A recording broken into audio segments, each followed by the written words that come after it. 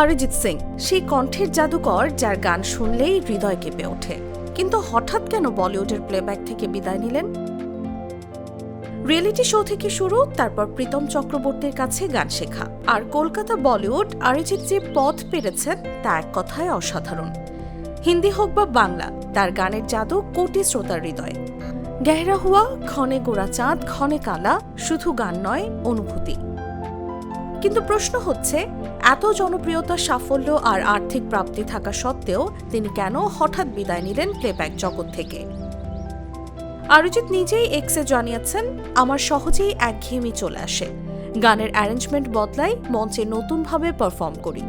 এখন নতুন ধরনের সঙ্গীতের খোঁজে নামছি। অর্থাৎ কোনো অভিমান নয়, কোনো বিতর্ক নয়, বরং সৃষ্টিশীল তাগিদই তাকে নতুন পথে এগোতে প্ররোচিত করছে। আর ভক্তদের জন্য স্বস্তির খবর, গান পুরোপুরি ছাড়ছেন না। নতুন ধরনের সঙ্গীত, নতুন শিল্পীদের কাজ, অনুপ্রেরণার খোঁজ, এখন এটাই তার ফোকাস। চলতি বছরে রেকর্ড করা নতুন গানও মুক্তি পেতে পারে। আপনি কি মনে করেন, অরিজিৎ আবারও কখনো সিনেমার গান শোনাবেন, নাকি এবার পুরোপুরি নতুন ধারা, নতুন জগৎ? নতুনদের সঙ্গে তার সহযোগিতা কিভাবে আমাদের প্রিয় গানের অভিজ্ঞতাকে বদলে দেবে? দেখা যাক প্লেব্যাকের জাদুকর অরিজিৎ সিং এর নতুন যাত্রা আমাদের হৃদয়ে কোন সুর বাজাবে। নিউজ ডেস্ক, জাগো নিউজ।